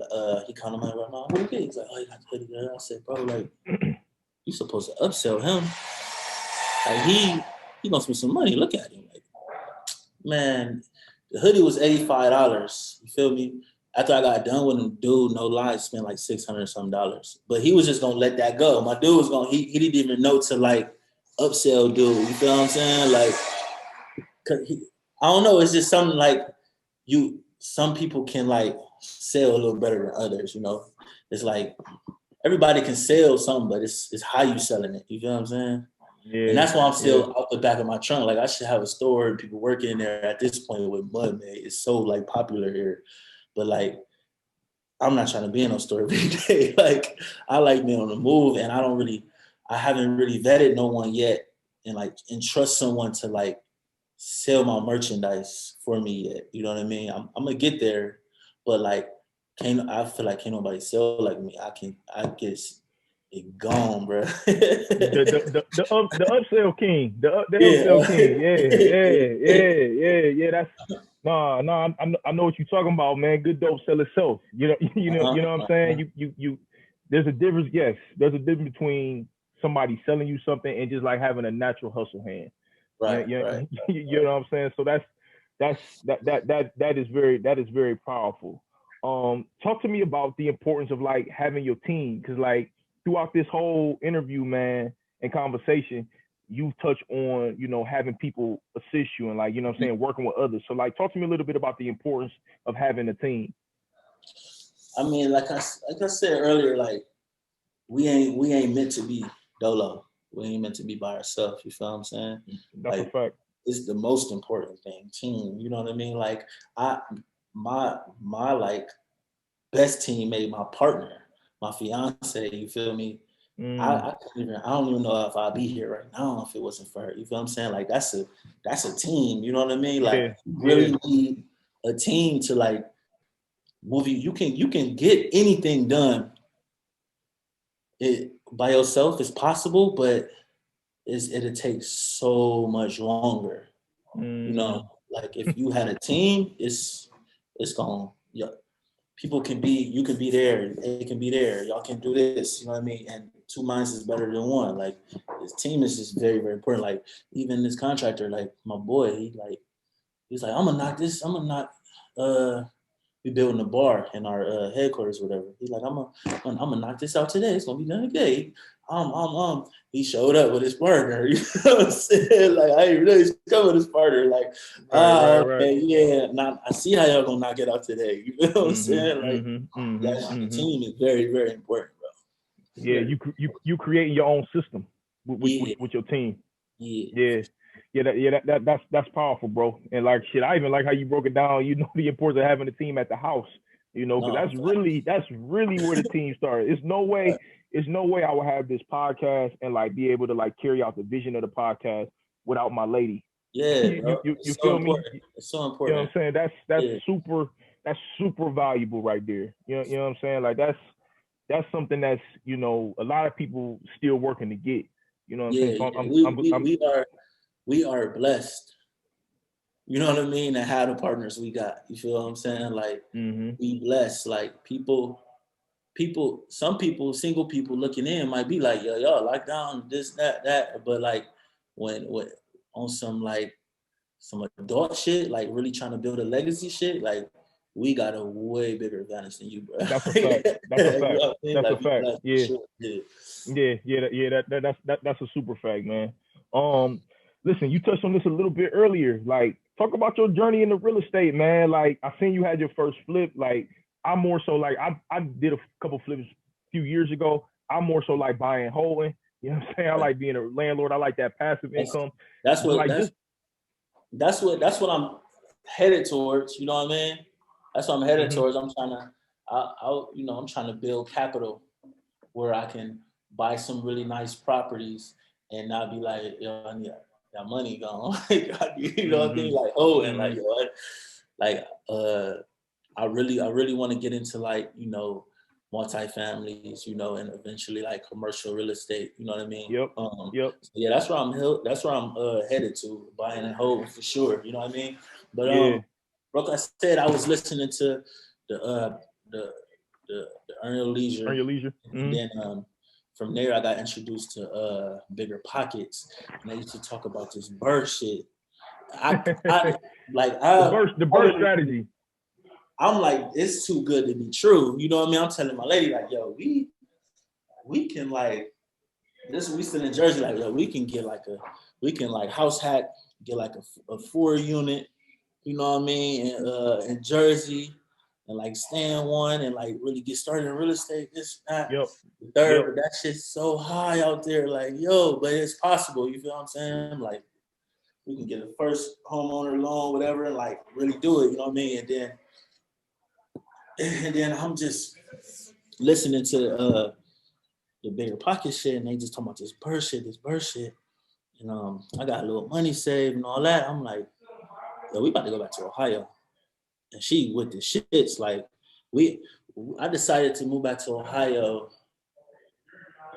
no lie, bro, like 2 weeks before we moved. Mm. You know what I'm saying? It was like God that it was like my girl was still on what's that shit called when you have a baby and you off work. Maternity leave. Yeah, she was Maternity still on leave. maternity leave, you know what I mean? And like thank God the pandemic happened and they like, yo, we about to go to working from home. So I'm like, yo, this is our perfect moment. You feel what I'm saying? Mm-hmm. Like we left like a week and a half, 2 weeks after we decided to go. And I went straight, I wasn't there 30 days. I went straight into a property. I found the property. It was a good price, very good neighborhood, you know what I mean? And it could be the perfect bird. And I was like, yo, I just went for it. You feel what I'm Mm-hmm. Yeah.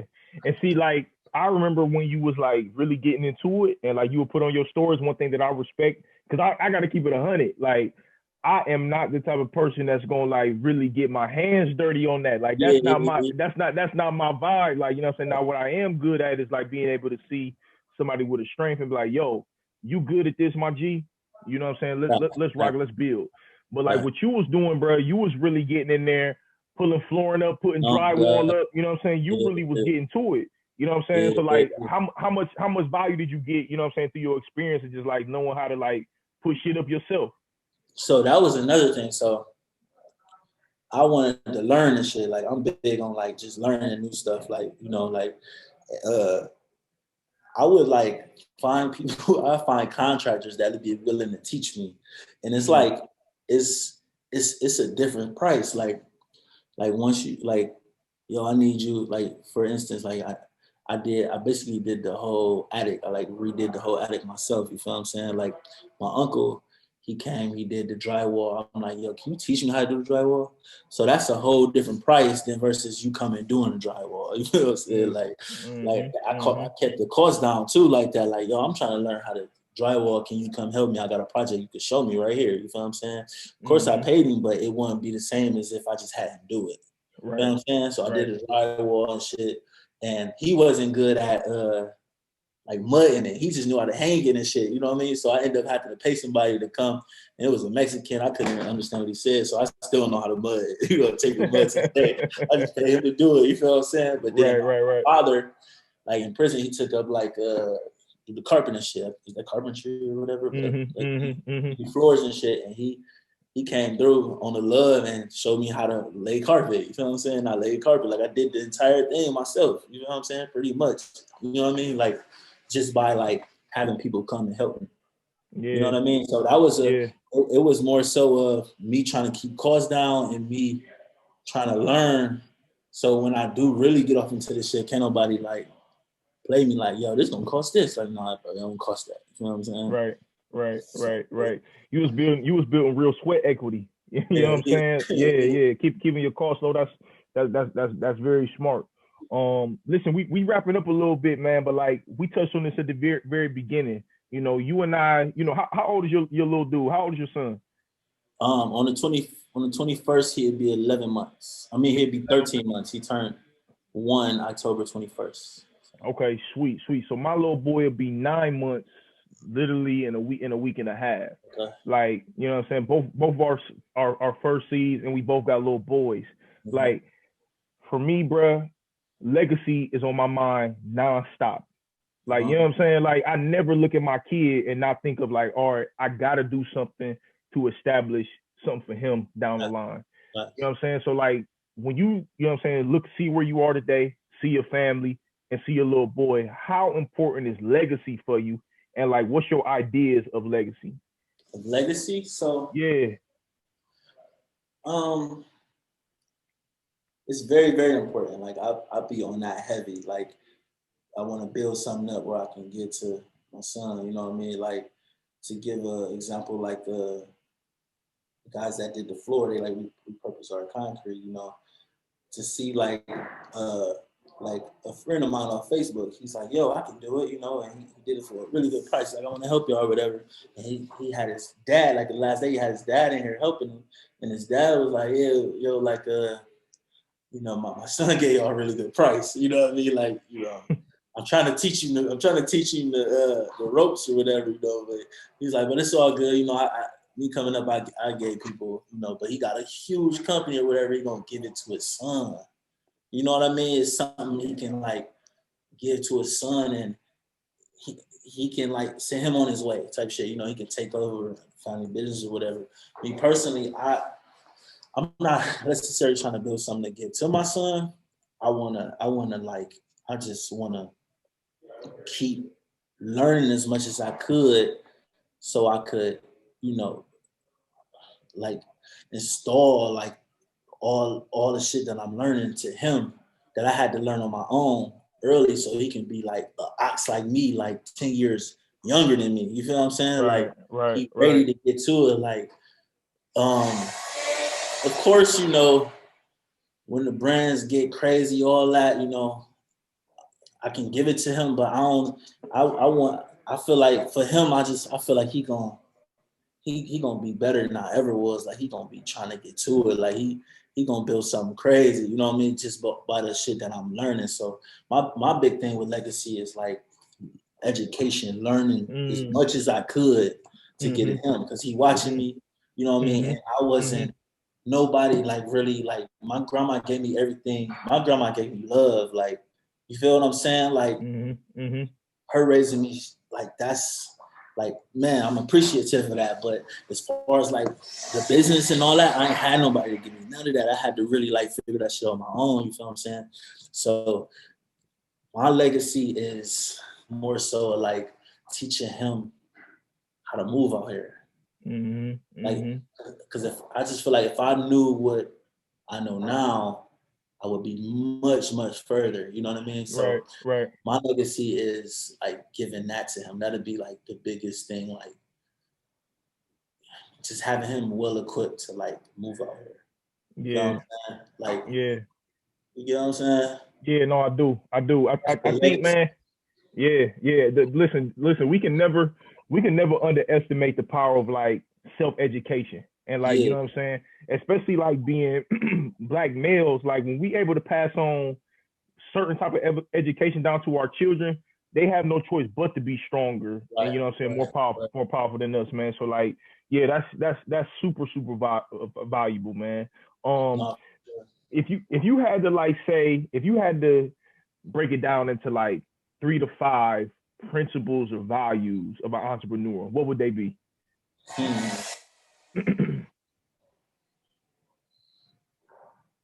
um, you gotta keep like business and personal gotta be completely Break separated. that down. Break that down. So like people like your people will take advantage of you. Hmm. You'll have like people that like some people they like, well, I'm gonna pay more just cause you my people. I don't want no deal. I'm gonna pay more. Like, yeah, but not too many people like that. Like people they gonna try to get you, but like, and you gonna wanna give it to them, but you keep it business. This is my business, bro. Like I'm trying to feed my family. You know, if you want to be a real entrepreneur, like and really get it, like you got to keep that separated. You know what I mean? Like it's two totally different things. Like, and if they don't respect that, then they don't really respect you. You know Mm. what I'm saying? You don't even want them around. They don't respect that. Respect that. You Mm-hmm. know what I'm saying? Mm-hmm. Like Mm-hmm. that's big. And just being honest too. Like Mm-hmm. being honest go a long way. Like Mm-hmm. Mm-hmm. I'm big on like energy and shit. You know what I mean? So like you can just do some fraud ass shit and it'll just have you fucked up. Like, you know what I mean? Versus being honest and moving the right way, like God and the universe will really like bless you. You feel what I'm saying? Like you gotta be honest.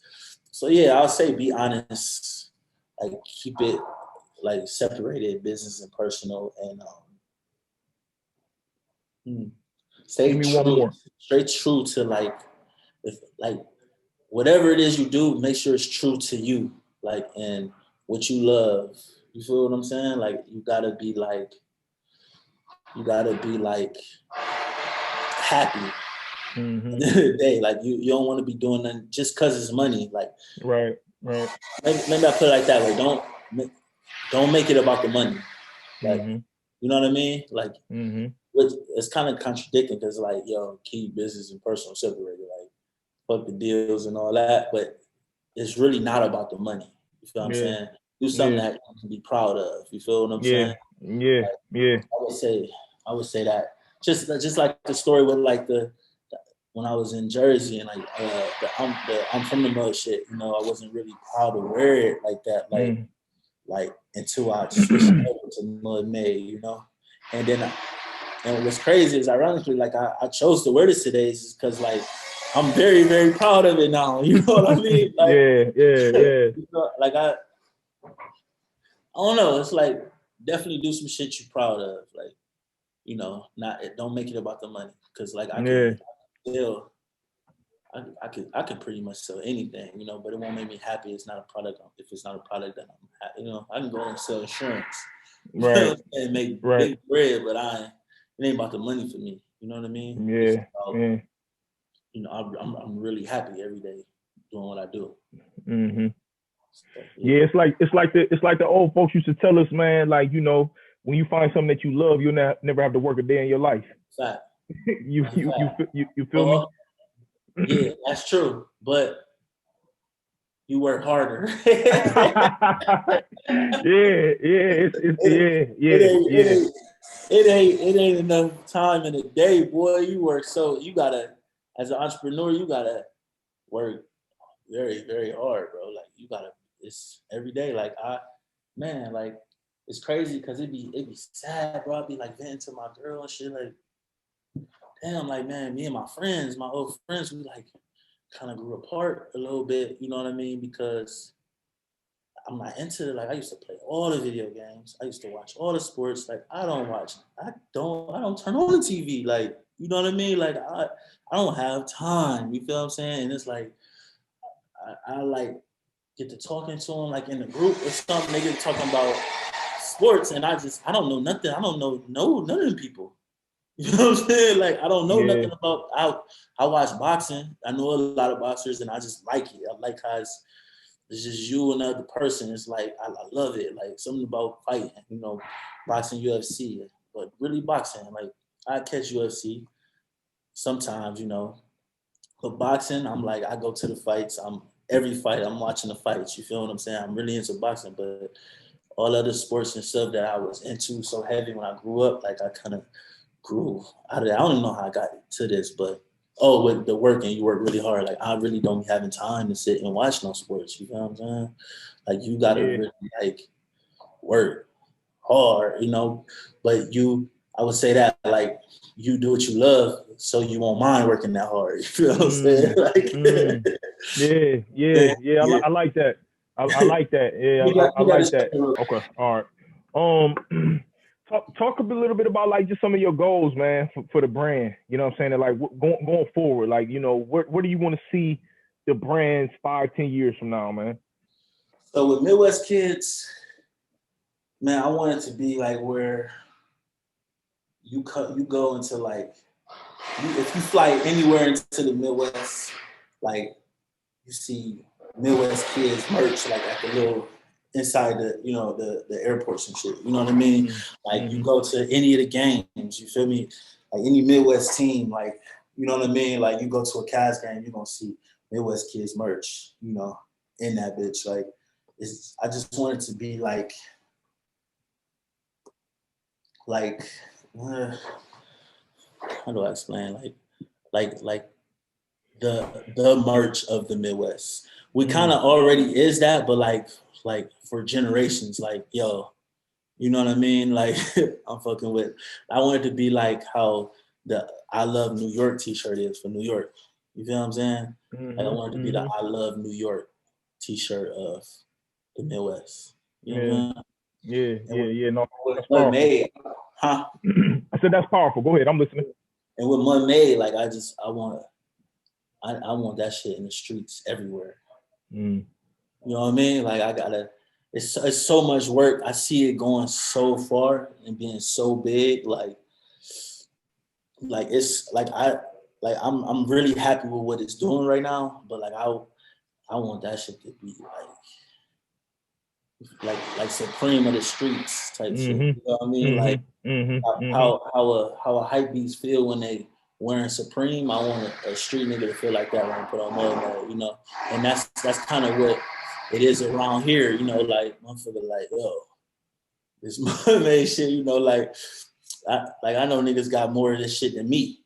Right. Like Yeah. I want it to be like Supreme of the streets. You know what I mean? Like they fucking with that shit, you know? Yeah. And that's one of the things that, bro, like I really fuck with like your movement and like your brand. Like, you know what I'm saying? Anytime you put on a story, bro, like you can be going to the club, you going to your people house, you put up in the street, like you always catching somebody rocking their Mud Made, whether it's a hoodie, the pants, a hat, the mask. Like, you know what I'm saying? Like you always catching somebody, like, you know what I'm saying? And I love that, bro, because it shows the value and the power of it. Like, you know what I'm saying? Like I love how you highlight that.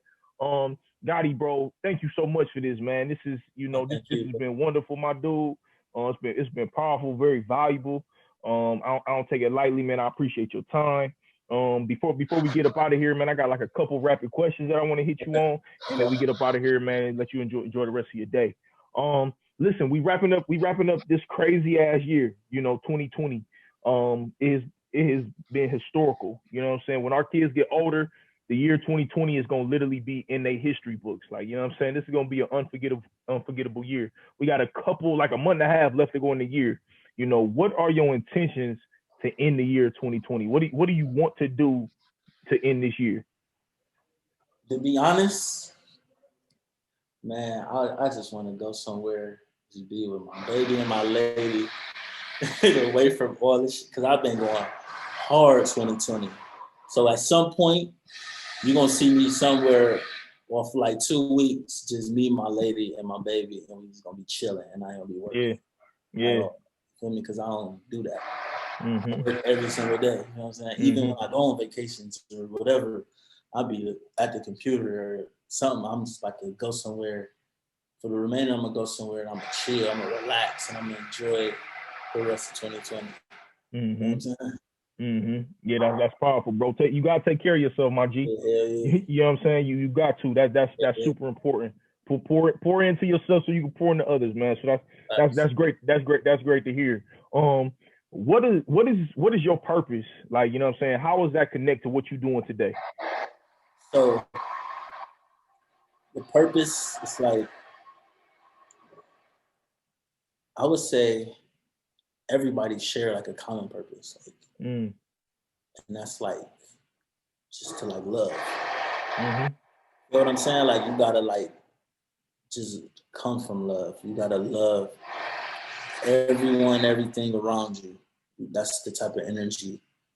You know what I mean? Like I'm on like that's my purpose, to just love more, just keep loving, keep sharing love, all that. Just because as far as like career-wise and all that, you know, my purpose, it could change. Your purpose can change at any moment. You know, I was a DJ, like I really feel like I really was trying to be like huge and big. I didn't even, I used to sell merch while I was a DJ, but I didn't really, I thought that was like, man, like, and this is my purpose. Like, this is why I love music so much back then. Like I'm doing, you know, I'm living on my purpose. Like, like I feel like it can change. Like now I'm more happier than I ever been DJing, selling clothes and making clothes. Right. You know what I'm saying? Right. Like, so your purpose can change in that aspect. But the common one I feel like we all share is love, bro. You just gotta like get rid of ego and like come from love, bro. You know what I mean? Like just love. Yeah, I do. Like that's my purpose. Yeah, that's powerful. Yeah. That's real powerful, man. Stepping outside of yourself, you know what I'm saying, for the greater good of everybody.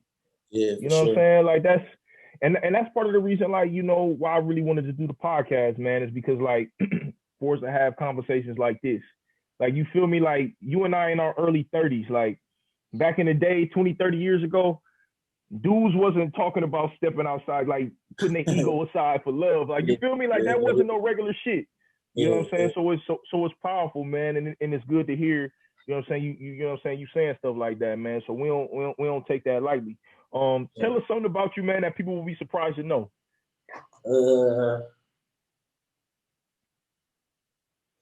Damn, I don't know.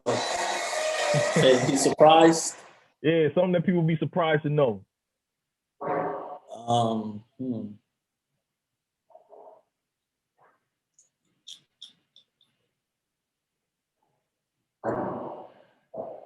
This is like petty as fuck, but I think I'm a little nigga. You said what? I think I'm a little nigga. Like I think I'm small. Like, hey, what you mean? I swear to God, like I swear to God, like I'll be walking somewhere. I'm always bumping into shit because I don't know how big I'm a big ass dude. Like I was just looking on Gerald DB story today. We at Menards and I'm like, bro, I'm big as fuck, dude. Like what the fuck? Like you know what I mean? Like I think I'm a little nigga for real. Like I feel little. Like I care. That's probably why I'm like, people like me. People gravitate towards me because I move like a little nigga. You know what I mean? Like I ain't big, pure, like brown. Like I'm like, I think I'm a little nigga for real. That's hilarious, bro. That's hilarious. That's hilarious. But I appreciate it. That's funny as hell, man. What scares you, bro?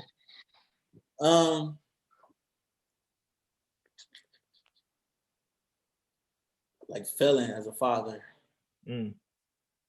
Like doing something that I don't know, that hurts verse. You know what I mean? Like something that like can just hurt my family and like I gotta be away or anything like cause I'm so big on like him being like having a fair shake at life. You feel what I'm saying? Like I feel like as Black men, we all kind of feel like we were taught, we were actually taught to feel like we were like less than, and and this type of shit, you know what I mean? And with the police brutality and all that shit, like we look at it like, yo, this, like, they don't respect us or think we even human. Like, you know what I mean? Like, this is some bullshit, you know what I mean? And like just coming from where we come from, like poverty and just, we just really ain't got a fair shake at this shit, you know what I mean? Yeah, yeah. A lot of that is also perception, you know what I mean? I don't want him to, because I feel a lot of the shit we get off into with like the shit that hold us back is because of a lot of the shit I spoke on. You know what I mean? Like we feel like we like down here trying to come up or whatever. You know what I mean? Like we kind of feel like we stuck in the mud trying to get out of that motherfucker type shit. You know what I mean? Yeah. Whereas we are equals. Even if in like the judicial system and all that, if we're not exactly equals, but perception wise, we gotta come at this shit like we are equal. Yeah, you gotta know it no matter what. Exactly. So you could really thrive. You know what I mean? Right. And that's the thing. Like, I don't wanna do some crazy shit or get off into something where I feel versed in showing him that he's an equal and he could like fuck equal. What's crazy is that, man, I think on no race shit, but like we are like really better than white people in a lot of shit. Like, like physically, like mentally, all the shit, but we seem to be like we're like less than where that ain't the case. You know what I'm saying? So I want him to know that he like the best out here, like he can do whatever he can, you know, and that'll be really difficult to do if I'm not doing what I'm supposed to do, to be like around and teaching him that. You know what I'm saying? So that's my greatest fear. I don't really fear much, bro. Like I fear getting shot. Like that's why I'm in the range all the time. I see you moving around though, right? Though. Yeah, I see you moving around, like, right? I be in the range like a lot, you know what I mean? And I got a lot of guns and all that, and it's like I feel getting shot because if you miss, I'm gonna hit you. You know what I'm saying? If you shoot first, you miss, I'm hitting you now. Because I don't want to be hit at all. Like I really feel getting shot. I don't know. I just something about it just seems like it's real loud. I don't like loud ass noises and shit. And it's just something about it. Just I don't want to get shot. You feel what I'm saying? Yeah. but I don't really fear much. But that's something really like I be like dreaming about that shit. Like nightmares, like dumb shit. Like I'm just some type of like I don't know. It's weird, man. Like if I can't like protect him, then it's really him. I don't want to fail with him. To be honest. Yeah. No, I feel that. I feel that. What's your favorite quote? My favorite quote? Yeah. Or like something you just live by, a slogan you live by. I would probably use. I'm not good with like quotes as far as like remembering them, but like word for word. But Marion Williamson from the book Return to Love. A powerful book, bro. Powerful book. She spoke on some shit like ego is absent of love. Like that's what the ego is. Like it's just the absence of love. Like there's no way you can be coming from love if you coming from ego type shit. You know what I mean? And that's big. Like I kind of approach everything like that. You know, like that would probably be it for sure. Like yeah. Listen, man. Like that's a book, bro. I recommend to all my homeboys. I think every man should read that book. Period. I think every man should read that book. You know what I'm saying? That's a super powerful book. That book changed my mentality on a lot of things. Like even with shit with just my lady. You know what I'm saying? It changed my mind on that. You know what I'm saying? So yeah, that's super powerful, bro. What's the best advice you ever received? The best advice? Yeah. Damn, a lot of people told me a lot of shit. I would just, it's hard to like pinpoint on the best, but I would just he right here. So this contractor, I met him like 2 weeks ago, and the other day we was talking about like some hats or some shit, and like the brands or whatever. How did they come across? How did it come? Something about I don't know. It came across some type of way, but we were talking about these hats, like with like the information I shared with you, like SS and all that. Like like people come and ask me for advice all the time. You feel me? They always want to sit down, pick my brain.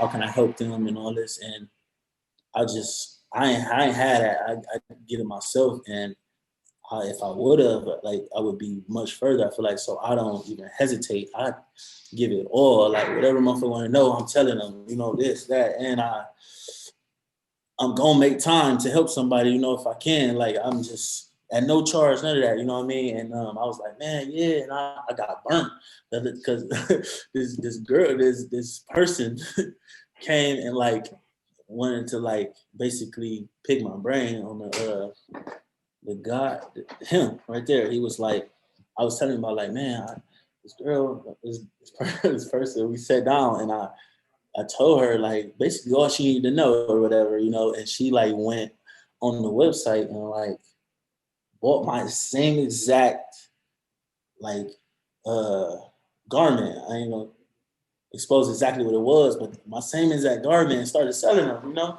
and for cheaper than when I sell them. Like, why would you do that? Like, you know what I mean? Like, that is. Yeah. I'm like, yo, but I'm like, but I don't care. Like, you know, my brand is doing well. I don't mind. You know what I mean? But I still, I just feel like I should be.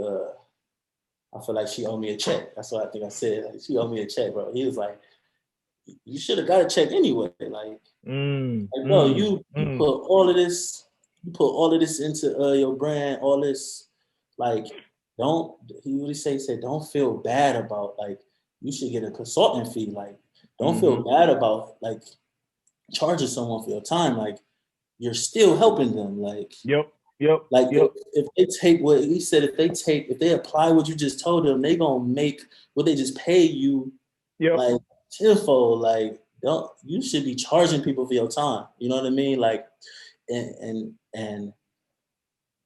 that was like, I don't even know how to charge nobody. That's what I'm saying. I'm like, is this advice? You know what I mean? I'm gonna tell them what they want to know, like, whatever. Like, I ain't tripping. You know what I mean? He's like, bro, don't feel bad about charging people.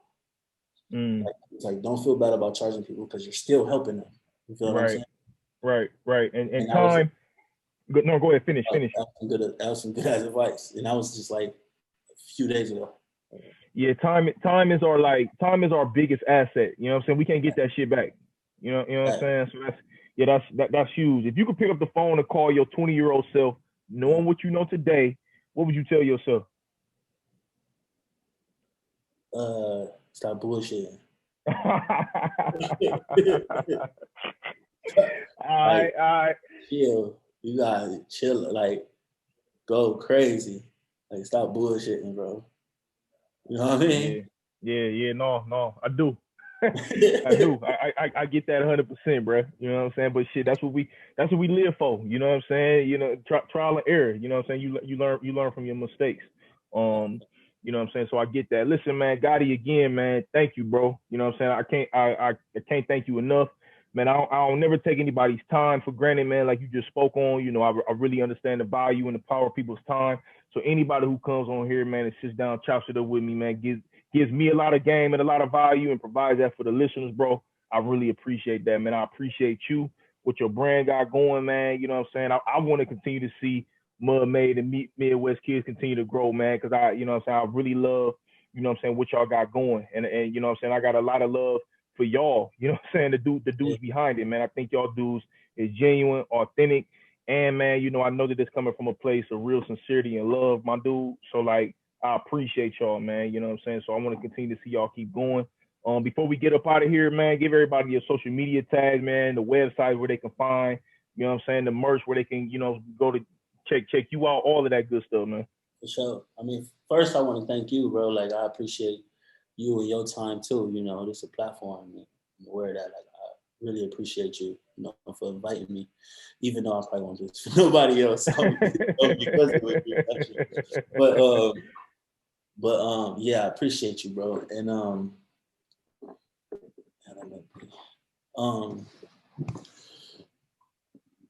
We Midwest Kids on Twitter, Instagram, at WeMidwestKids.com. I'm from the mud.com or mud-made.com. And it's I'm from the mud on Instagram, and Twitter. And worldwide Godi, like worldwide period Godi, God and I. So worldwide Godi on socials for me. And I also want to shout out Rantho. It's like my baby. It's my little startup company. And I really like the shit I do there. Rantho is random thought. It's like short for random thought. And that's where I like get out my vibes that I won't put out on Midwest Kids or Mudmade, So it's really like my creative side. Like I really get like creative over there and like touch on all type of shit, and just merch it and put it out for the world, you know what I mean? So follow that. It's _Rantho, RANTHO. And yeah, I definitely want to highlight that because I be having fun. I got like hella shit coming with that shit. So yeah, I like the All Pro shirt y'all got. You know what I'm saying? That joint fire. Yeah, that's fire. Yeah, that's fire. Well, listen, man. Last thing I asked my guests to do, man. I am like a podcast fanatic, a podcast junkie. Like, you know what I'm saying? I educated myself through other people's platforms and podcasts before starting my own. And one of the people, man, who was like a real big inspiration to me was Arian Foster. He used to play in the NFL. He has his own podcast. He's doing some other stuff like, you know what I'm saying, creatively with like music and just like, just doing a bunch of stuff, just tapping into himself creatively, man, and putting out a bunch of different content and shit. One of the things that he would do on his platform is he would ask his guests to lobby for Jim Carrey to come on his show. Because Jim Carrey was like one of his like favorite people, you know what I'm saying? So one of the ways that I show love to him, and really show love to where I got the idea from is by having my guests lobby for Arian Foster. We real close to getting him on. I can feel it in the spirit of my energy, bro. So like, Arian Foster. Arian Foster? Arian Foster. He used to play for the Houston Texans, the Miami Dolphins. He's doing a lot of creative stuff now. So if you could, bro, just look in the camera, tell Arian Foster why he should be on the Live Your Purpose podcast. Yo, Arian Foster. On the camera, I'm looking at myself. Arian Foster. You good? Yo, this dude is a real dude. Like, and he ain't just out here trying to do it to be cool. Like, he real live love what he do, and he love his guests, and he ain't just inviting nobody on there for clout or none of that. He gonna invite people he feel like can really help his community and his listeners, and he needs you on his show, bro. So please get on Live Your Purpose podcast, please, Arian Foster. Fire, bro. Listen, man. I appreciate you, Godi, man. Thank you so much, man. Y'all make sure y'all check him out, man. I'm from the mud. We Midwest Kids, Rantho, all of that, man. Check us out, man. Again, continue to support our merch, man. Live Your Purpose podcast, YouTube channel. Check us out on Anchor, Spotify, Apple Podcasts. Man, we appreciate it. We are out. Peace.